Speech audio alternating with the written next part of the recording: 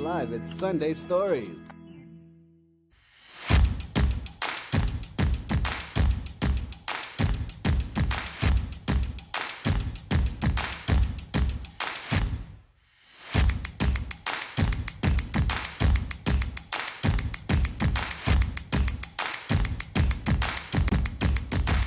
Hello friends, and welcome back to another episode. You are listening to Sunday Stories podcast, where we cover ongoing headlines and meet interesting fucking guests. Today's co-host, a very known fitness guru. With no further introduction, it is my honor to introduce this week's co-host, Henrik Gattel.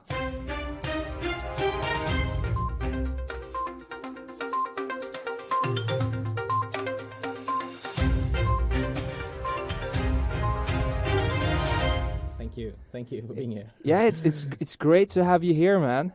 Yeah. I don't know. I see you as a fitness guru, seeing as well. You're definitely better in shape than I am. Okay, thank you very much. mean, you work out like every day, right? Yeah, for sure. Shit. Yeah. But like, how do you have the inner motivation to get up? Do you get up early? I don't get up at 5 a.m. or something like that. Yeah. So I'm a bit tired in the morning, but I like to go up and do my work. But I can work out in the evening. Yeah. I can work out in the morning. It doesn't matter, but I always do it. Right. Yes. So, I mean, you have to have such a discipline. It's fun the first maybe 2 weeks, seeing as you watch this motivation videos and a lot of fitness gurus. Yeah. And then the third week, Yeah. your motivation is like pretty much shrinking. Yeah. Yeah. Do you have any like tips for people that just starting out, how to keep that motivation going day in, day out? It's the same problem for almost everyone. You start with a lot of drive. Yeah. You have motivation, and you want to go all in and all out and make fast improvements. And the first weeks you do, but then you're just tired, and your motivation is slacking. So you have to find the inner driver. What's your true beliefs about yourself and who you want to become? So that's why you need to travel, and that takes time. You need to install new habits and get rid of old bad habits. Yeah. And that takes time. Could be fast for someone, could take half a year for another one. Yeah. So you have to take one thing at a time. That's the challenge. Yeah. You want to do it all right now. Exactly. So But it's like hard, these days you log into Instagram, and the first thing you see is good looking guys and girls. Yeah.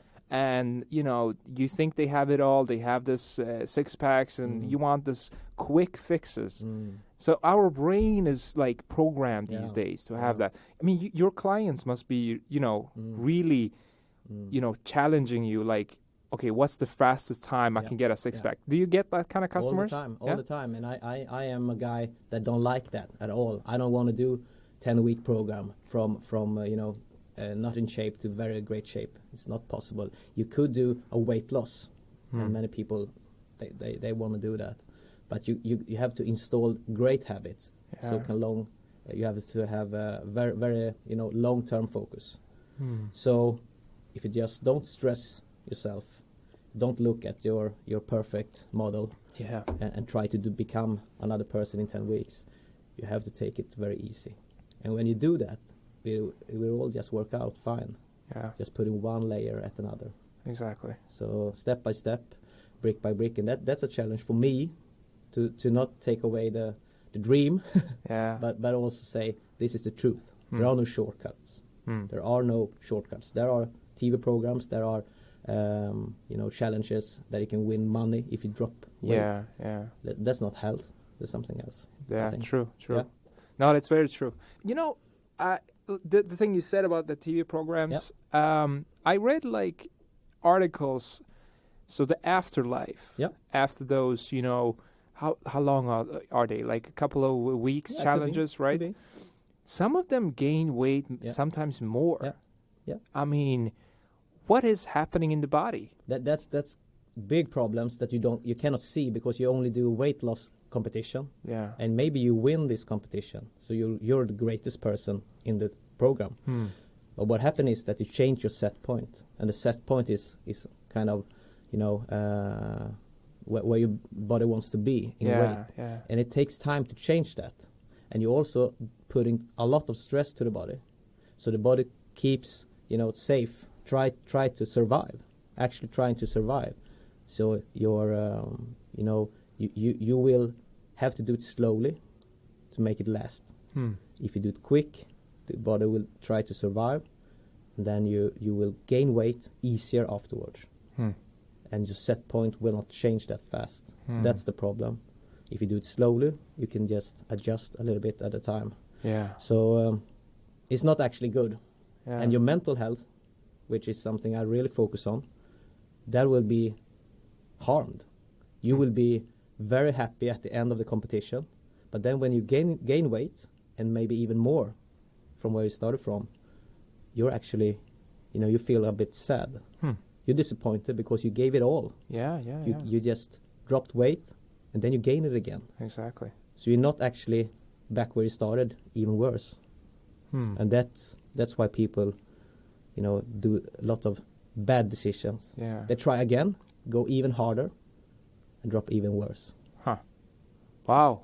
That's a bad pattern. Yeah, it is. And we, as a coach or fitness program, we are on Instagram all day. We are on social media, trying to, get people from the sofa to the gym.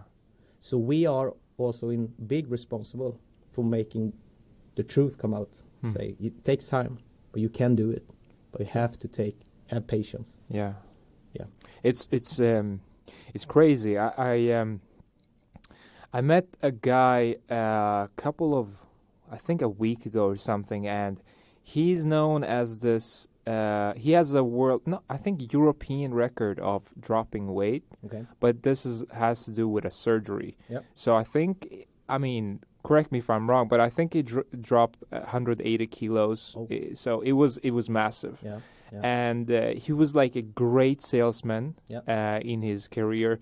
And he's starting out, with this office work, sitting down, eating, rewarding yourself for every deal you make. Yep. And then he became really, really fat. He couldn't walk. Yep. So the only suggestion the doctor had was like, either you're going to die in a couple of months or you can take this surgery, but it's not, tested. So he was one of the 8 people in Europe that did this surgery. So they shrimped his, stomach. And the thing is, he's feeling very healthy, but out of the 8 people, he's the only one that survived. Okay. And the doctor said, well, you might, feel tiredness. Your life will not be the same and stuff. But he's feeling very good. Yeah. But yeah, it's people oftentimes don't see the problem before it happened. And then it's maybe too late, right? Yeah. Do you have customers that you feel like, wow, I can't even work with this? I mean, this is it's too late. No, I don't have, but that's my responsibility, because my responsibility is to inform my client to be that if you're gonna work with me, we're gonna do it the right way, and that's not like dropping weight in a competition. Yeah, that's about mental health. You need to change your own imagination of who you can be, who you are, and what you have to do. If you change that, you might not need to do this surgery. You could be, if it's extreme, you might need to, but otherwise you can change, and it starts with your thoughts. Right. So it's always from the inside. You can think it's about a competition, to drop weight, to lift weights, to get stronger, to develop your physique, but it's always a mental thing. Yeah. So we become what we think about. Yeah. So we have to control our minds, our thoughts. That's the whole thing. But you have to call it, get in shape program. Yeah. Great new habits, diet, but it's all about mental health. Yeah. You need to know who you are or who you want to become, and what you need to do to change that. Right. And that's always about your own thoughts about yourself, what's going on the inside. True. Yeah. That's true. No, it's very true. And the mental part is a big problem in this society today. And not only from the weight perspective, but, a lot of people are addicted to a lot of stuff. Yes. And most of the time, it's not even drugs anymore. It's the social media, Yeah. But we also have a new challenge in the world, this pandemic. Yes. And would you say that we will have some kind of a corona fatness after this pandemic? A bit so, yeah. When you have this closed down, you're locked down. If your gym is closed, of course it's much harder to work out. Yeah. But it's like it always has been. The people who wanna work out, they will find a way. The people who are committed, they will find a way to work out, even if the gym is closed. Yeah. And the people who don't want to do it, or they may want to start, but they don't have the power, they don't have the drive, the mental health enough, they just find another reason to not do, to not even start, or not to continue. So it's like the same as it always has been. So even if it's very, very extreme with this pandemic, it's like it's always has been. And my approach is online coaching, which makes it possible for everyone. That's interesting. And right now I'm doing a program which is called From Couch to Fit. And what that means is it's workout from your home. It's program that I do on live stream training from your home. And that take away all the excuses for not going to the gym. That is very true. Yeah. So you just need to take one step from the sofa, and then you're on the floor, and then you can work out. Yeah. You have your mobile phone or your computer or iPad, and you can check it out from there. Yeah, and I mean, before the pandemic, a lot of people, they did have access to online courses and stuff, but it wasn't that popular, right? No. People were like, yeah, but it's always nice to meet up and do it, interactively. Yeah.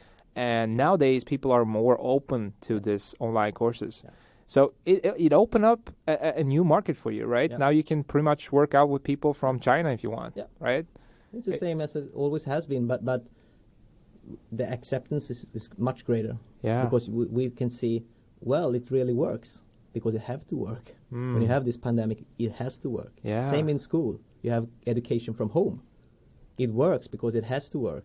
And then both parties sees, well, it's great. Yeah. It's great. Yeah, definitely. Yeah. It's a social thing. In some countries, being overweight is some kind of a wealth standard. Yeah. So you're wealthy, you have a lot of food.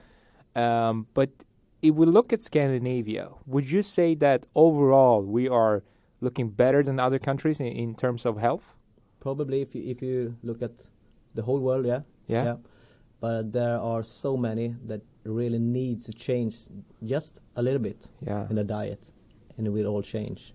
We have this habit of we call it fredagsmys, but we also have lördagsmys, and sometimes we have onsdagsmys, and that doesn't work out.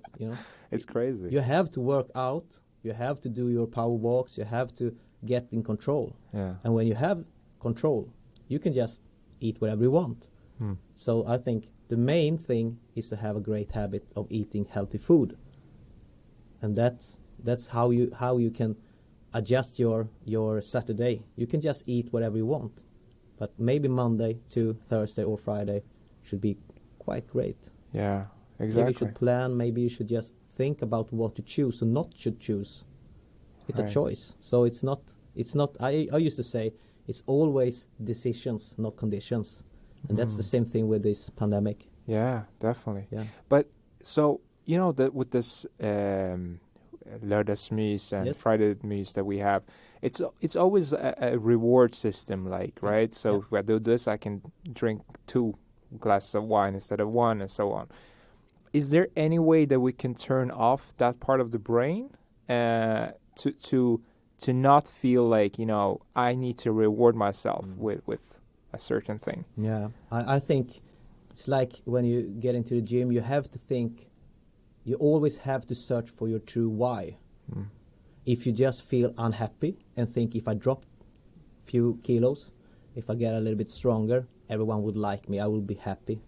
That's the kind of wrong way to look at it.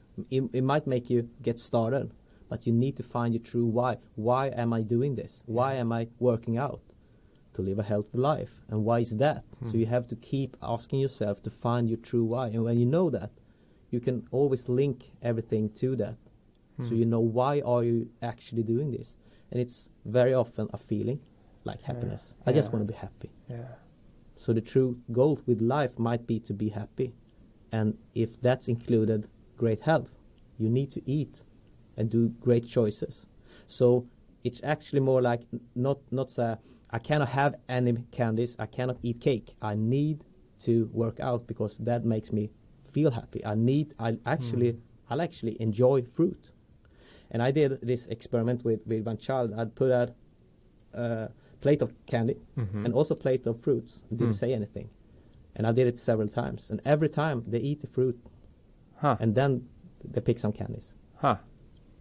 Yeah. So we didn't say anything. Just put it on the table. Right. See what happens. That is a good mental stage. Yeah. I mean, that's a hard discipline right there. Yeah. Yeah.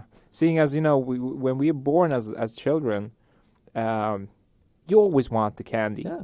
And you become this person that are, restricted on how much you can eat. Yeah. And when you grow up, you get the freedom, yeah. and then you can eat everything you want. Yeah. So is there something that we could do in the way we raise children that could, prevent people from getting to fatness?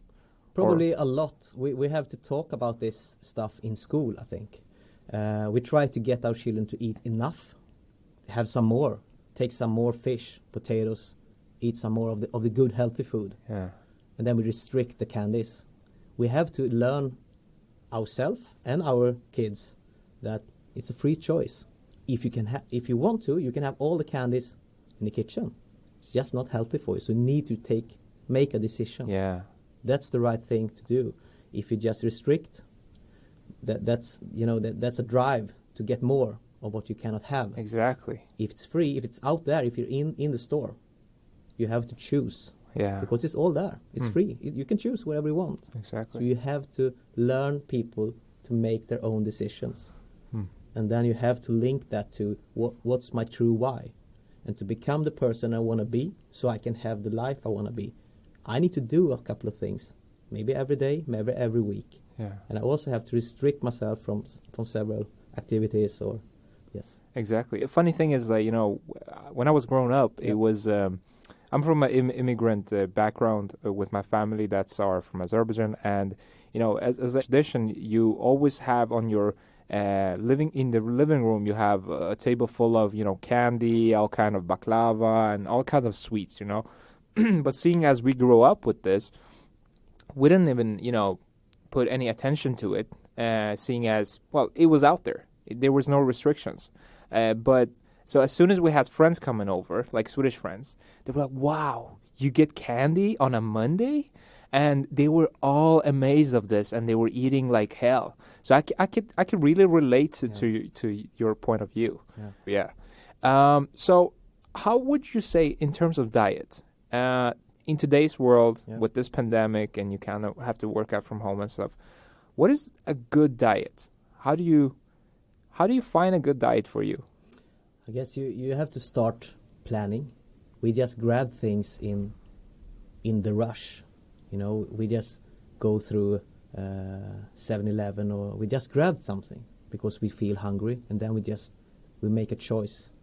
If we plan, most of us know exactly what to eat and not to eat. Yeah. So we have the knowledge. It's not a knowledge thing.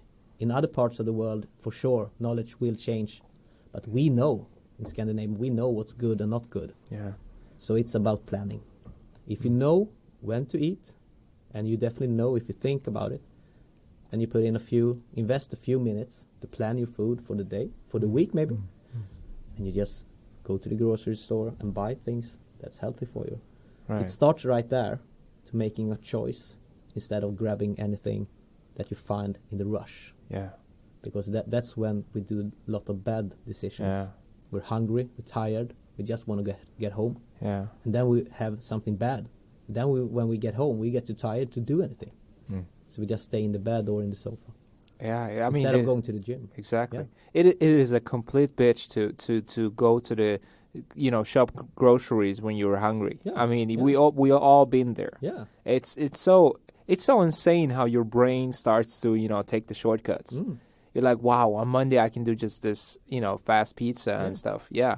But, I tried having, like lunch boxes planned out from Monday to Friday. But it's always a short term. you know, you do this 1 week, the second week you're like, fuck, I don't have the time, so you do until Wednesday, and then you're down to like everyday cooking.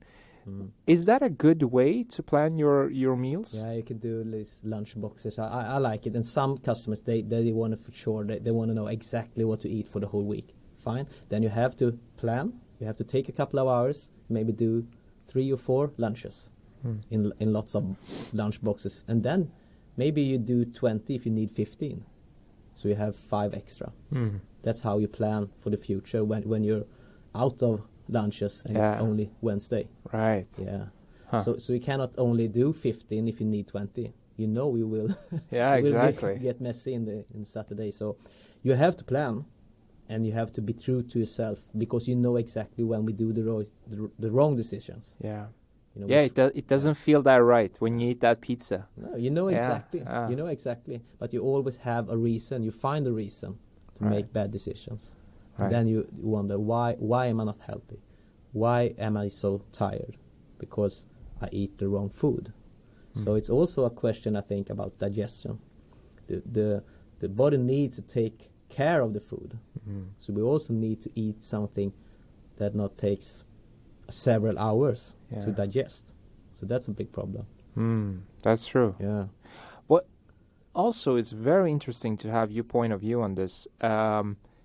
You know, there's a trend of this healthy drinks out there. Yeah. In Sweden, you got a couple of brands like Nocco, Celsius, and you know, they market themselves as this healthy drink that you get caffeine inside. Is it really that good for a body? It won't harm too much if you just have a Nocco each day. Yeah. But it's so expensive. Yeah. Compared to what Yeah, right. Because it's like having a half cup of, or maybe a cup of coffee. Yeah. That's the same thing. And if you need protein, you just go and have some protein. Yeah. You don't need to buy a Nocco, but it's more a brand thing, you know. Right. You should enter the gym having a Nocco. Yeah. And then some people come and say, oh, but healthy food, you know, it's so expensive. I cannot afford healthy food. But then I ask them, do you have Nocco? Yeah, every day. Yeah. Okay. So when you count on it, okay, so I might have the money to buy fresh fruit. Yeah. Oh my God. So It's that's priorities. a big problem. Yeah. It's choices. Hmm. So if you buy expensive, great food, make yourself lunch boxes, you will get in shape, stay in shape, you will stress a lot. You will relieve your stress in all the choices, and for sure save some money. Yeah. Wow. Yeah, it's very true. Yeah. And I see this trend in Sweden. Like outside Scandinavia, there's this, you know, still this energy drinks that are popular. But in Sweden, it's like a couple of years ago, it was like Nocco just, you know, took the market. And everybody was drinking it. And, you know, this was instead of coffee. Like, interesting, man. Interesting. What kind of projects do you have right now? Like, what are you up to? Yeah, I'm doing this online thing. Yeah. And I'm trying to reach, as an entrepreneur, I always try to reach more people to develop my services. And I want to go not only in Sweden, I want to go abroad. So, like you said, when doing online stuff, there's no limit where you can go. You can help someone all around the world. Yeah. So that's I'm really into expanding my I have a mobile app. Yeah. That's cool, man. Yeah, that's a great thing, and the customer can, you know, use it for both diet, training, mental health, and they use tools to develop their habits. So it's a great stuff, and I want to go more deep into that. You know, having more programs, develop my services inside the app, and of course reach more people. So that's my main goal. Yeah. What's the name of the app? The name is it's just called online training. Okay. So but my company, Center for Progression. Right. That's the app. Yeah. So also before the pandemic, I did some trips to Fuerteventura. And that was a great thing to do. You know, to do lectures, do personal training, and just having fun. With lots of people to get energy from the sun, from great food and training. Oh, that sounds so nice. Yeah, they really changed people. Did you meditate a lot? Or I do. Yeah, you do? Do a few maybe not every day, but I try to do it every day. Yeah. Like how big slots do you do? Like I might do from just a few minutes up to 50 minutes in the morning if I manage. So my goal is to always do small session in the morning. Yeah, and that's really, really great. And I think many people never do this stuff. Yeah. They don't stay, focus on the breathing, and ask a few questions to themselves. So it's very, very important to ask yourself important questions. That's how you control your thoughts, I think. Do you mean like important questions like what's the purpose of life? Or is it more like how is my schedule looking? Yeah, well, it could be both, but you have to go deeper than only think about what am I going to do before lunch? What do I have to do? You have to ask those questions like, what am I grateful for? Instead of maybe what's the purpose of life, because that's hard to do in 5 minutes maybe. But I always ask myself, who am I proud of and why? What am I grateful for and why? Who do I love? Who loves me and why? Just putting those questions in the morning to yourself, think about them for a minute, and of course answer them. That's great. That puts you in a state of mind. Yeah. You feel balanced. You don't think about the rush. But then you have to do your stuff, of course. Absolutely. But that's a slot. Yeah. Where you actually release yourself from all the stress, and that's amazing. I can imagine. I can imagine. It's like everything else, you know. It's always easy to start, but to have it continuously, it's very hard for people. And today you have a lot of well-known companies. They have meditation rooms and such. So like all the resources are out there. There's a lot of apps. There is like YouTube sessions. They can guide you through it. But it's always this taking your fucking time and just, instead of browsing through Instagram in the morning or checking news, people get shot here and there. Just taking the fucking time. It's so hard sometimes. You know, it's like, I don't know. I try to like even put it in the calendar with a reminder that says, now you have to meditate. But then it becomes a stressful thing. And while you're meditating, you're becoming this, oh shit, did I lock the door? Did I do this? Oh my God, did I call this guy? And this becomes a stressful environment. So what is the best environment, would you say, to meditate? Is it before getting first cup of coffee in the morning, or? It depends on how your life what it looks like. But if you're great at it, you can do it wherever. Yeah. But if you're new to it, of course you need to be alone. You need to be by yourself, and you need to be quiet, and you need to relax. Maybe use some music if it helps you, but also you need to make it simple. That's the biggest mistake. When people come, they want to do everything, like I said, at the same time. You have to do it simple, very short time from the beginning, and then you can install this habit. Then you can expand from there. So in the morning, it's great because if you commit to do it in the morning, that's the first thing you might do. Yeah. And then you won't miss. If you say I'm do it 11:30, maybe something comes up. Yeah. Of course, you can do it before bed. Sometimes I do guided meditation. That's awesome. You can do it before bed to calm yourself down. To connect to your inner thoughts. Don't stress. Stress relief is so important. Just not falling to sleep. So there's lots of stuff you can do with your mental health, both by yourself and by others. Yeah, it's gonna be exciting. Seeing as mental health is, a lot of people talk about it, and it's hard when you can't see the results. If mental health was a muscle, you could see it grow or shrink, right? But it's a very hard way to imagine, like, okay, what is my mental health from 1 to 10 today? Do you have a great way of measuring yourself? Like you said, this gratefulness. I'm doing a lot of stuff for myself, but I talk a lot with my customers about how do you feel. And of course you can put it on a scale from 1 to 10, and I do that. I'm doing it a lot. And people actually feel that it's like the muscle. And they have to learn that you have to put pressure on your thoughts. On the gym, everybody knows if you want to grow your legs, you have to put pressure. You Yeah. have to lift heavy weights. It's a progressive overload. But in the mental health, you need to do the same. You need to think deep. You need to stay where the pain is. You need to dig deeper. Yeah. And people don't want to do it because they are so afraid and they feel pain. And we always want to get away from pain. But when it comes to training at the gym, we've learned it's so natural for us to feel pain because it's so short term. Yeah. But when it comes to our mental health, it's much harder. It is. Yeah. Wow, exciting. Yeah. Really exciting, man. And I'm really looking forward to seeing the future, you know, mental health becoming this popular thing and people be like, well, look at Henrik, he has like great mental health, you know, I want to be just like him, instead of, wow, you know, this guy has six-pack. So it's going to be a lot of changes in the future, and I'm very excited to see what's coming. And thank you very much for this time. And good luck with your clients and yourself, man. Yeah. Same to you. Thank you for being here. Thank you.